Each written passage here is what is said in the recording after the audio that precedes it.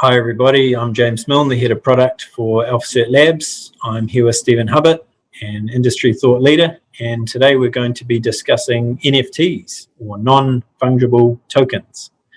It's a new application of technology built on blockchains, and it really is allowing users to own a piece of digital art or a piece of a digital asset and attach a price to that and sell that and trade that with others for profit, or to have the ownership of that digital asset.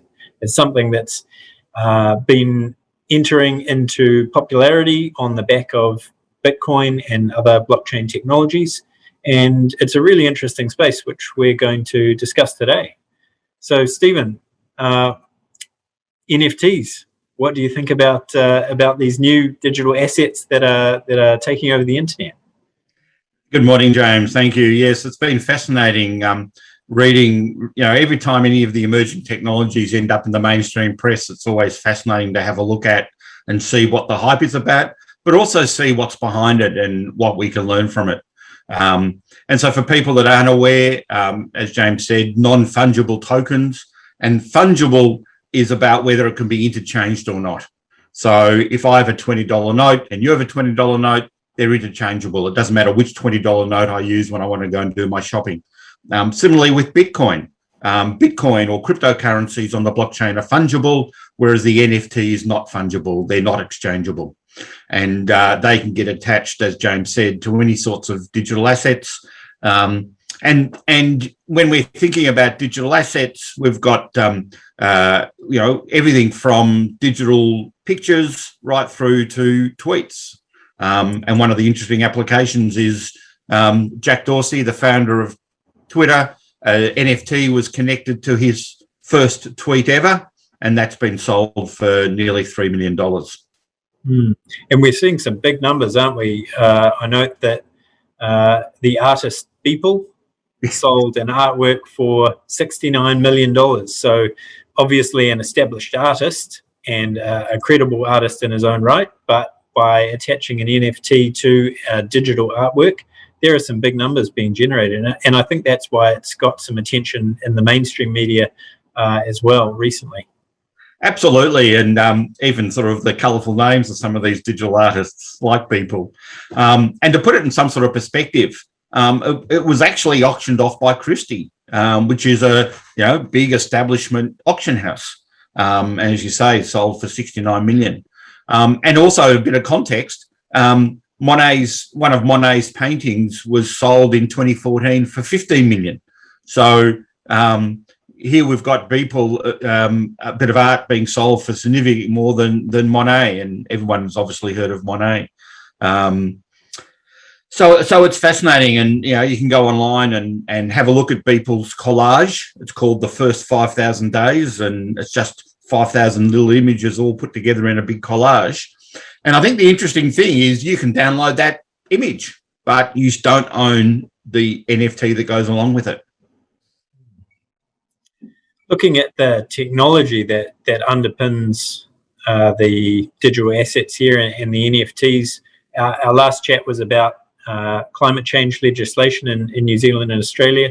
Obviously, similar to proof of work in the cryptocurrency space with things like blockchain, there's an amount of electricity and those type of things that are coming into the considerations, I guess, when you're purchasing these digital assets. Do you know anything about the background there around how these things are put together and the amount of electricity, for instance, that they might be using?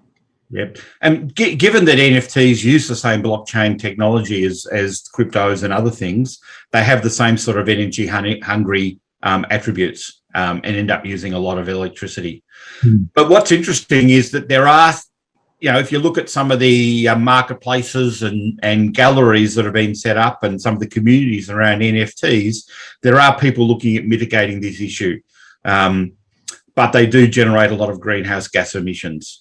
In fact, there's even some documentation of artists that have decided not to sell NFTs once they found out about this. So a lot of people aren't aware of the huge energy usage of NFTs.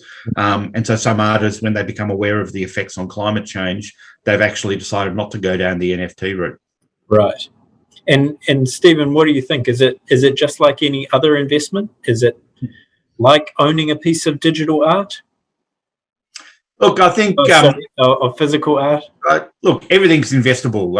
You can go on eBay and buy the old Pez dispensers for hundreds of thousands of dollars. So yes, anything's investable. Anything can make a market these days, and the internet's had a big impact on markets and collectibles. And I think what we're seeing now is blockchain being used, and any emerging technology tends to get used in all sorts of imaginative ways, and we're seeing that with NFTs, where gaming companies are looking at how they can exploit NFT technology inside their games. We're seeing people talking about investing in NFTs as an investment category, and there's more and more talk about digital assets, whether it's via NFTs or just more generally from an investment custody, investment operations point of view. And of course, we saw Goldman Sachs come out just recently and say cryptocurrency itself is another asset class. They obviously had a lot of pressure from their investors or their customers to invest in that, have exposure to that asset class. And so they've come out and said with that, we endorse cryptocurrency as its own asset class. That's right, and there is quite a bit being written here in Australia about people with self-managed super funds using cryptocurrency as an investment. So I'd imagine it won't be too long before people are starting to think about NFTs as a legitimate investment inside, whether people are going to wrap them up into ETFs or buy them individually. It'll be interesting to see how that develops.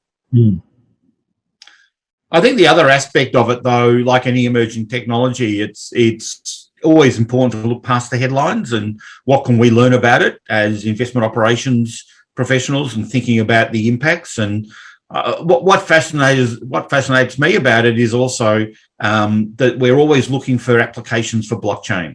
It's now 7-8 years probably. The hype goes up and down during that time. There's been some commercial applications of blockchain. Mostly it's been around cryptocurrencies and the speculation around cryptocurrencies.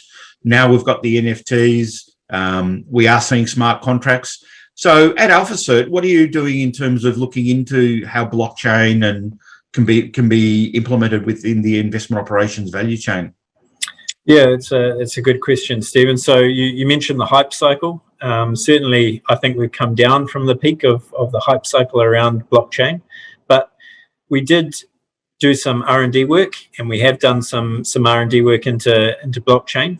We haven't seen a practical use case come across our desk, but certainly we're prepared for when it does so, and we can read from a blockchain, we can write to a blockchain, and the applications that we're looking at are really around those smart contracts, potentially on a network such as the Ethereum network, where you might enter into a swap contract or an option contract based on those smart contract technologies. Nothing on a blockchain, of course, is disputable. So everything around those smart contracts is locked in and distributed across the ledger. So some applications that we can see, definitely, but nothing practical that's come across our desk at this point. And it's interesting to note that NFTs, I think mostly or all of them are built on the Ethereum blockchain. So you'll be ready when super funds and fund managers want to start putting NFTs into we are indeed. Yeah, ready and waiting. Terrific. Well, thanks, Stephen. I think that's been a really informative chat. It's something that's out there in the mainstream now. People are talking about NFTs and access to these new digital assets, I think driven by the amounts that are being paid for some of these NFTs out there.